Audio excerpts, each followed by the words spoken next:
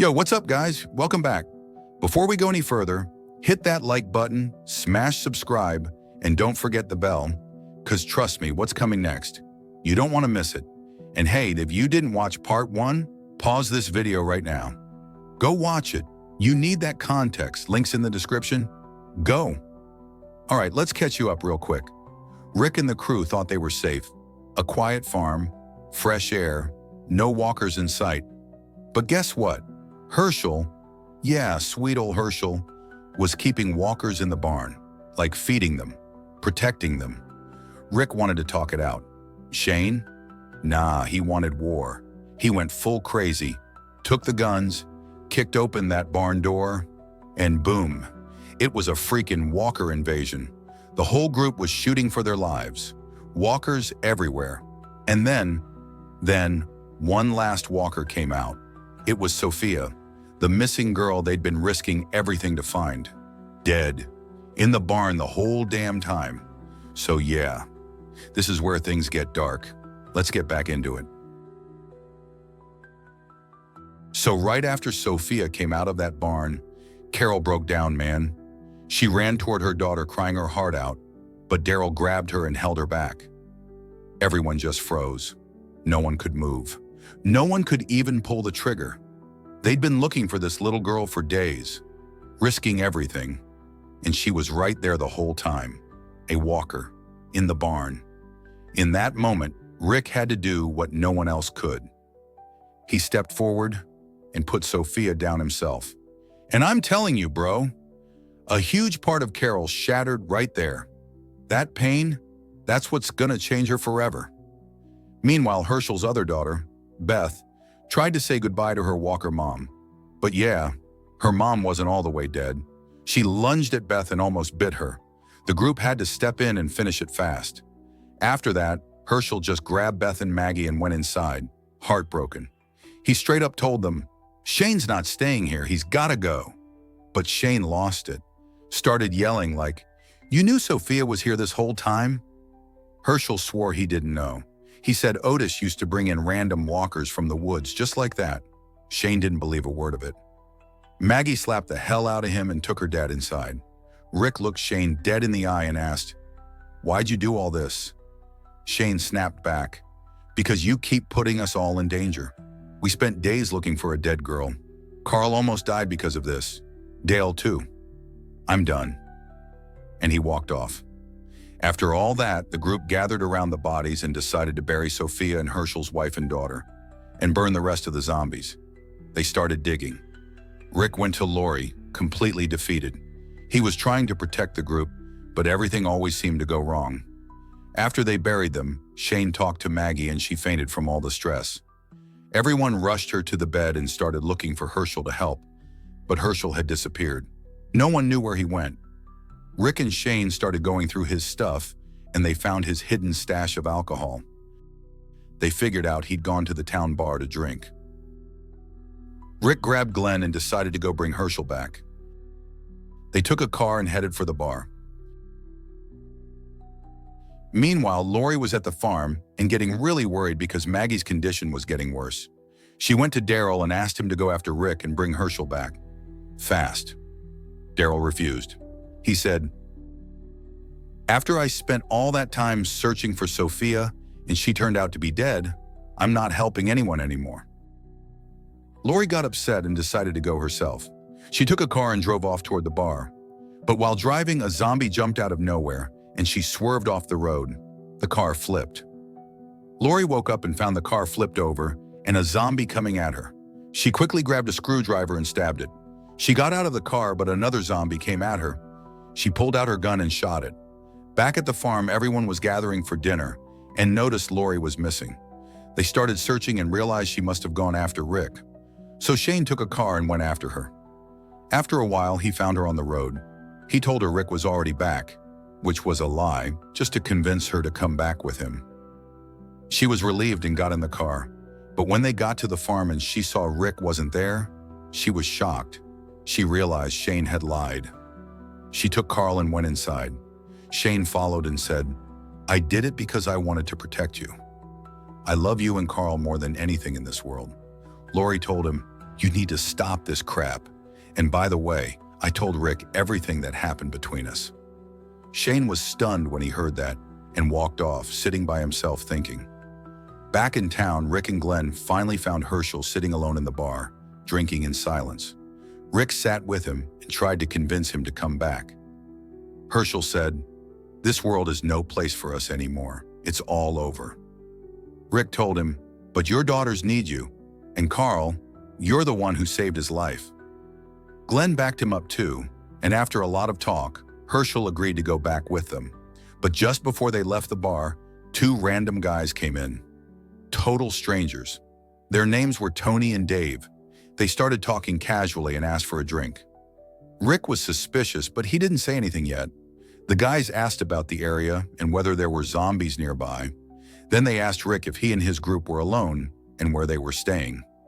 Rick didn't answer. Dave said, "We've been moving around a lot. All we want is to rest somewhere safe. You don't have to feed us or give us anything, just a place to sleep." Rick still refused and told them, "We're full. No more room." The guys got mad and started asking more aggressive questions. Dave reached for his gun, and right then Rick pulled out his own gun and shot him dead on the spot. Tony went to pull his gun, but Rick shot him too. Glenn and Hershel were in shock. Rick had just taken out two guys in a second. He told them, "Let's go. Fast." They ran outside. But the problem wasn't over. Turns out those two guys had more people with them, and they were nearby. The others heard the shots and came looking. They found Tony and Dave's bodies and realized someone was still inside, so they started shooting at the bar. Rick, Glenn, and Hershel ducked for cover and started shooting back. A big gunfight broke out. Glenn panicked and froze. Hershel started covering Rick like a real pro. Only two guys left from the other group. One of them was in a truck yelling to the other, "Jump, let's go, we're getting out of here." The second guy, he was up on a rooftop, tried to leap onto the truck to escape but missed his friend, just drove off and left him there. No hesitation. Rick ran over and found the kid still stuck. Turns out he was just a teenager. Fast Rick had no time. He yanked the kid's leg off the spike, grabbed him, and the three ran like hell back to the farm to try and save him. Next day comes and Rick shows up at the farm with Hershel, Glenn, and the kid they saved. Turns out his name's Randall. Hershel treats the kid's leg without cutting it off, then checks on his daughter Beth, who's still recovering too. But later that day, the whole group gathers in Hershel's house, and they're not happy. Nobody wants Randall staying there. I mean, the guy was rolling with a crew that just tried to kill Rick. Eventually, Rick calms everyone down and says, "Look, we'll question him first. Figure out who his people are, if they're looking for him, how dangerous they are, and then we can decide what to do. Maybe we drop him off far away later." Everyone reluctantly agrees and calls it a night. Rick heads back to his tent with Lori, and man, she doesn't waste time. Starts pouring fuel on the Shane fire. She's like, "Shane's in love with me. He wants to steal me from you. I think he killed Otis and lied about sacrificing himself. And worst of all, he thinks my baby is his, not yours." Rick just sits there, holding it all in. You can tell he's on the edge. A few days later, Randall's feeling better, so Rick and Shane take him out in the car, planning to drop him somewhere far from the farm. But on the way, Rick pulls over and straight up tells Shane, "After everything Lori told me, I wanted to kill you, but I didn't, because I still care about you like a brother." Shane opens up too, says, "When the world went to hell, we thought you were dead. I tried to save you at the hospital but couldn't, so I did what I had to. I protected your family. I wish I could undo it all. I never meant to hurt you." Rick's like, "Cool. Then stay away from Lori. Stay away from my kid." They get back in the car and keep driving. While they're on the road, Shane spots a lone walker wandering through a field. Something about that walker hits him, like he sees himself in it, alone. Eventually, they reach an abandoned school. Rick decides they'll leave Randall there. They clear out the walkers, secure the area, and give Randall a shot at surviving. Just as they're about to leave, Randall starts begging, "Don't leave me here. I know Maggie and Hershel. We went to the same college. She might not remember me, but I remember her. She was my classmate. Rick and Shane freeze. If Randall knows Maggie and Hershel, that means he knows where the farm is. If he gets back to his crew, he could lead them right to it.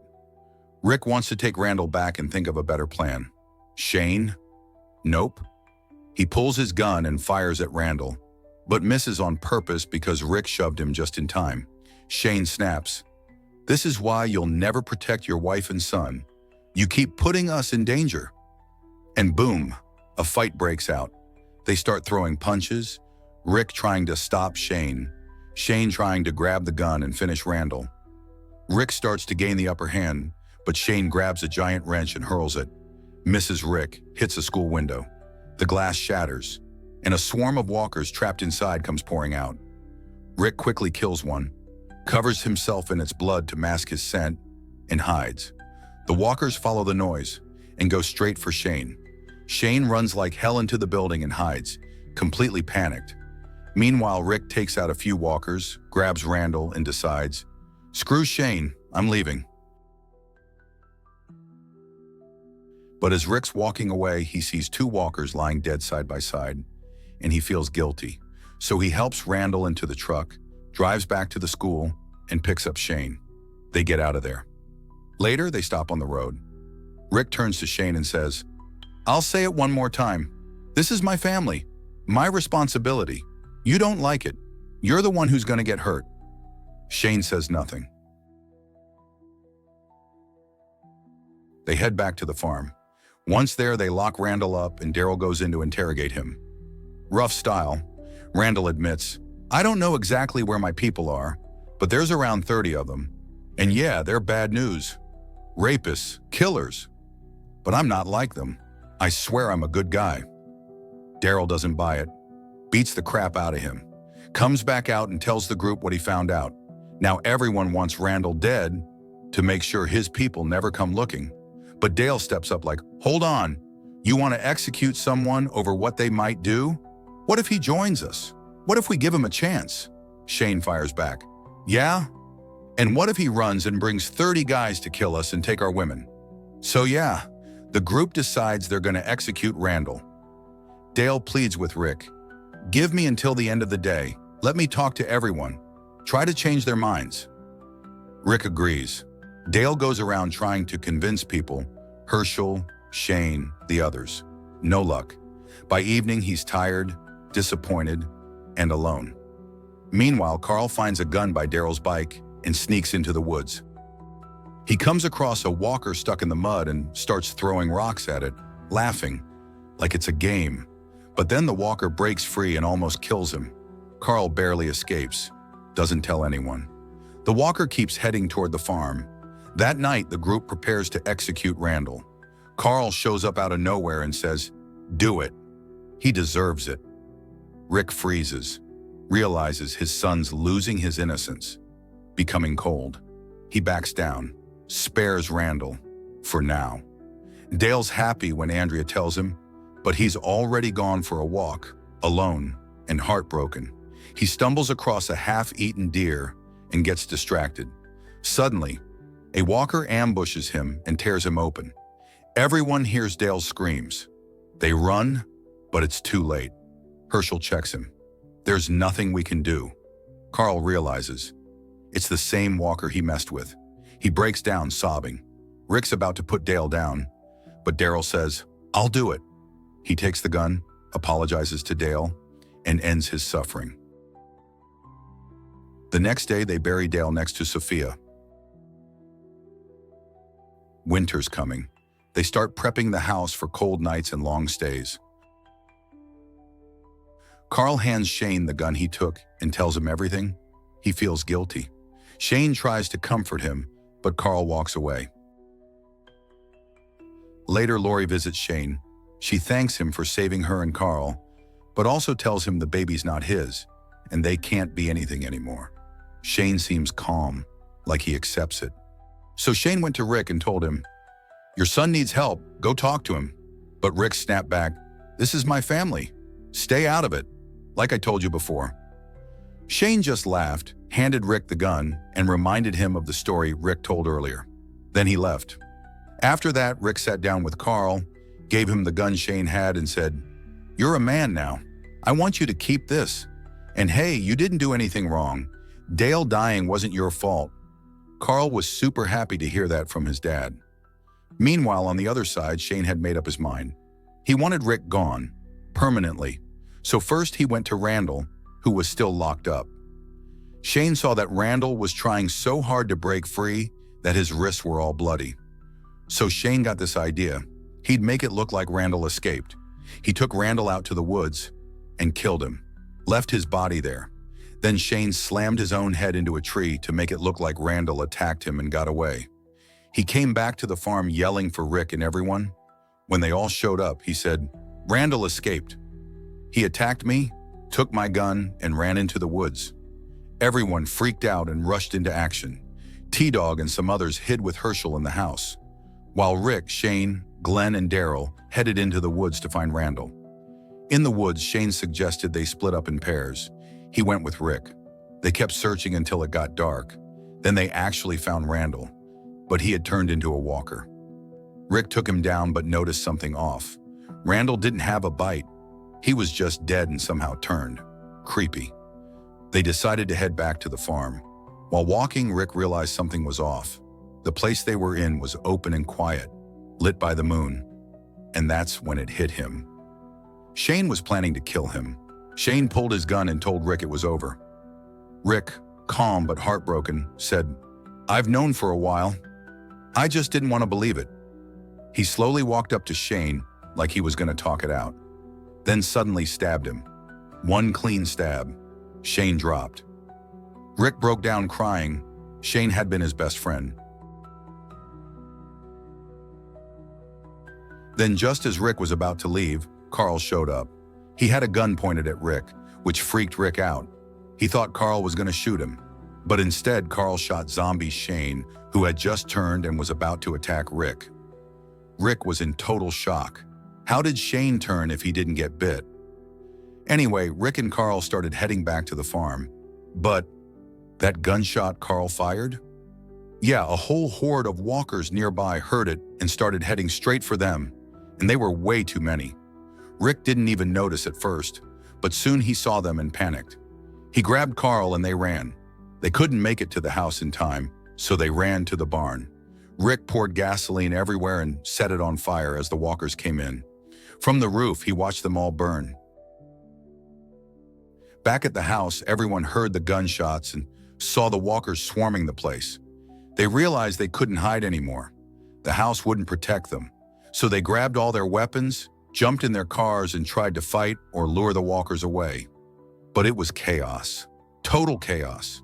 There were too many. It was like a zombie army. So people started fleeing. Glenn and Maggie drove off, scared for everyone else. Andrea and T-Dog tried to get Lori, but Lori couldn't find Carl and freaked out. Eventually she joined them and they took off. She tried to bring Hershel too, but he refused. He wanted to defend the farm to the end. Then zombies got Patricia, dragged her down and started eating her. Lori was screaming. T-Dog pulled her away. Andrea saw Carol getting surrounded, ran to help her, killed a walker, but then she fell. T-Dog thought Andrea died, so he drove off with Lori and the baby. Daryl, meanwhile, grabbed Jimmy, Hershel's second son, kinda, and told him to drive the RV to the barn to help Rick and Carl. Jimmy did, but walkers got him and tore him apart. Rick and Carl jumped onto the RV and escaped. Later, they got back to the farm and found it empty. Everyone had left except Hershel. Rick made him come with them, and they drove off.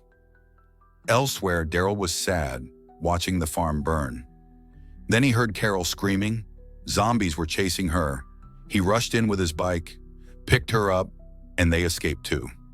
After all that, Rick took his group to the place where their car had broken down earlier, the spot they were at when Sophia went missing. He hoped everyone would think the same and come there. Turns out they did. One by one, everyone showed up. Daryl, Carol, T-Dog, Lori, Beth, Maggie, Glenn. Rick hugged Lori. Hershel hugged his daughters.